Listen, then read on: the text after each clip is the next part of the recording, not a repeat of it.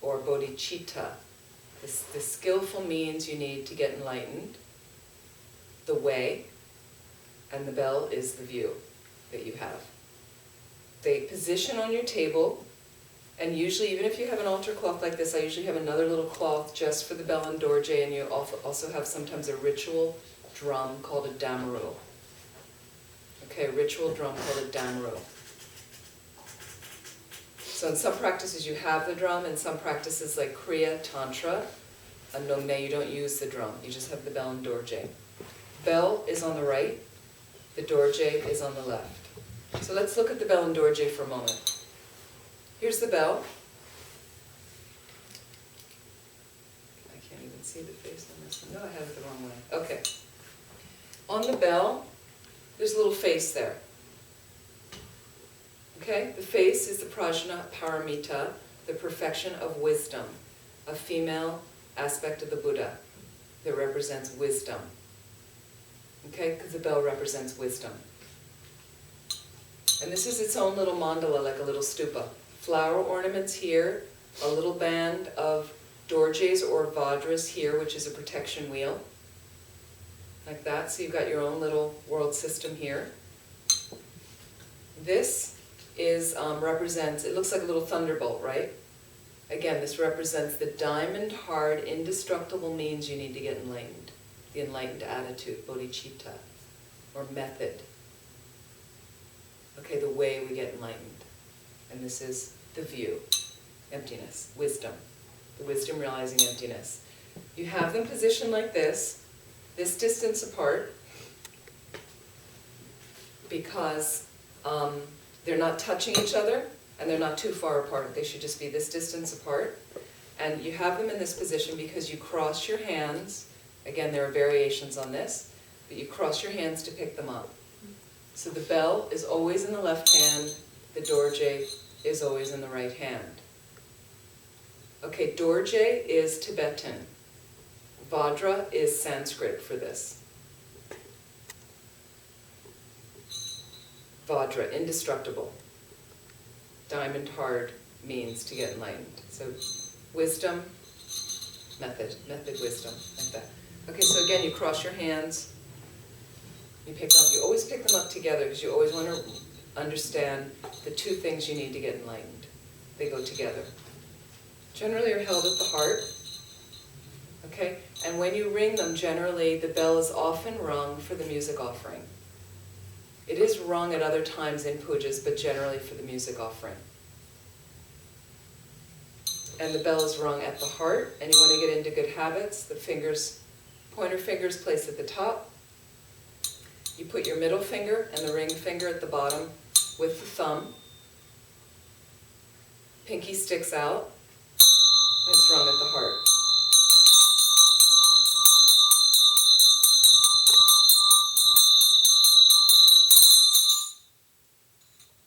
Representing wisdom at the heart.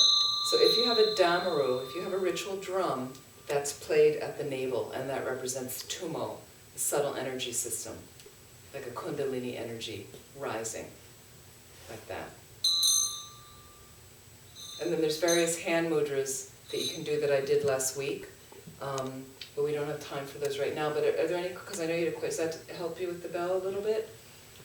And then the different hand mudras that you make correspond to the offerings that the bowls represent. Okay? So when you're doing the offering part, and I'll just do quickly, if you're making an offering, first there's a section that blesses the offerings. It's a quicker version. And then you'd actually make the offerings. So it would look something like this. And sometimes in the Tibetan tradition it goes very quickly. When we learn, we do it slowly. And then you learn. It's like a little lotus turning mudra at the heart. And you're opening the heart center, little lotus at the heart, to let these offering goddesses out that carry each offering. And basically, symbolically, mentally, you visualize, make the offering to the field of Buddhas that you visualize in the space in front of you in your practices. Because usually the practices, they all have some kind of front generation of the Buddhas, and that's what we're making offerings to. Okay, we're basically making offerings to these Buddhas to ask for their blessings, and then we recite mantras so that we can get invited into the world system and become closer to that Buddha and that level of realization that they have. That's why we do these practices. So basically you can become a Buddha to benefit others. So if I was doing the offerings, I'll just do them quickly. Om Arya Lokeshvara Sapare Var Aryam Praditsa Soha. So there's a snap out of the heart, a silent snap. It's not a with the thumb and forefinger. This is how I learned. Again, there's variations. I let the goddesses out of my heart with their offerings. First is lotus turning mudra opens the heart, and I offer argam, water for drinking. My hands are cupped, water for drinking. Okay? I visualize offering this. They come out with these beautiful urns and pour the water into the mouths of the holy beings I visualize in the space in front. And then I snap them back in. The next offering, I snap out. Goddesses come out of my heart. Om Arya Lokeshvar Sapare Vari Padyam. Water for washing or washing the feet. I ladle the water out. Padyam Pratitsa Soha. Padyam is water for washing or washing the feet. So the goddesses come out with beautiful urns of bathing water and they pour those over the heads of the merit field. Then I bring them back in. So they can get their next offering, which is flowers. Om Arya Lokeshvar Sapare Vari Pupe Praditsa Soha. Pupe, flowers opening. You try to do the gesture at the time you're offering pupe, when you say pupe. Pupe praditsa. The flowers are offered to the eyes of the merit field. They see beautiful flowers, or the noses if they're scented flowers. Then the goddesses come back in. Next offering is incense. Om Arya Lokeshvare Sapare Vari.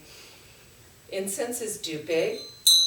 Dupe is like this, so it's like the smoke curling from incense, sticks of incense, or loose incense. Dupe pratitsa soha. Dupe is offered to the noses. So you visualize them coming out of the merit field, offering the scent. Om Arya Lokeshvare Sapare Var Aloke Pratitsa Soha. Aloke, light offerings, representing dispelling the darkness of ignorance. This is like a wick of a candle. Thumbs pointed up. This is highest Yoga Tantra hand mudras. Kriya Tantra for Numne is slightly different. So if you see them slightly different, you say, no, they're slightly different. There's variation, but this is aloke, light offerings, offered to the eyes of the holy beings. Goddesses come back in, they get the next offering, scented oils. Om Arya Lokeshvare Sapare Var Gende Pratitsa Soha. Gende, perfume or scented oils, a slight gesture like I'm massaging. Okay, not like this, just a slight, like the goddesses come out and they're rubbing a little bit of massage oil into the hearts of the merit field, the holy beings. Then the goddesses come in, they come back out with the next offering, food.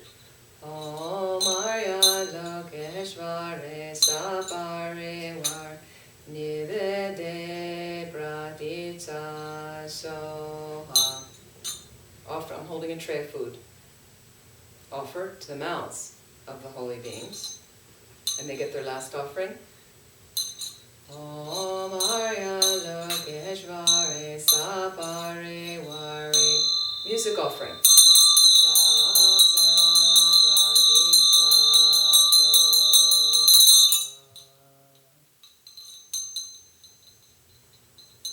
Understand a little bit? It takes time. Slowly. The best way to do is to do it in a practice. Is just to keep doing it every day and doing it over and over. Like if you do a Nungne practice, we're going to have some Nungnes in June at Milarepa Center, the end of May and June, beginning of June, for the big holiday. So if you do them, we do Kriya Tantra Mudras, but you're doing 3 sessions a day, and several times you make offerings, and you have to use the hand mudras, and it's really effective because that's how you learn them. And by the end of one Nungne, you'll have a much better idea of how to do like that. So sometimes it's really helpful to do a group retreat, because that's how you learn the hand mudras, and you're all practicing together, and some people don't know how to do it, and it's perfectly fine.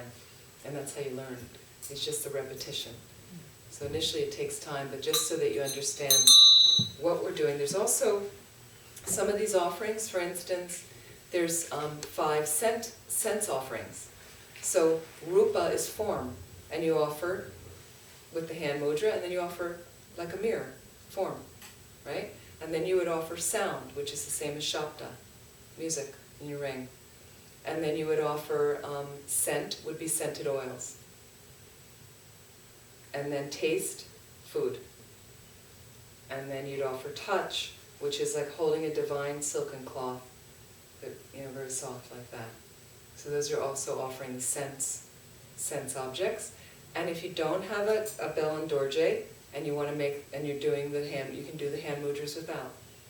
If you're in a practice, when you come to the music offering, you take your fingers like you're hitting a little drum, like this, and you just 3 times, 1, 2, 3, is the music offering. So it's not like this, it's just 1, 2, 3, and then you snap the goddesses in, snap them back out for the next offering.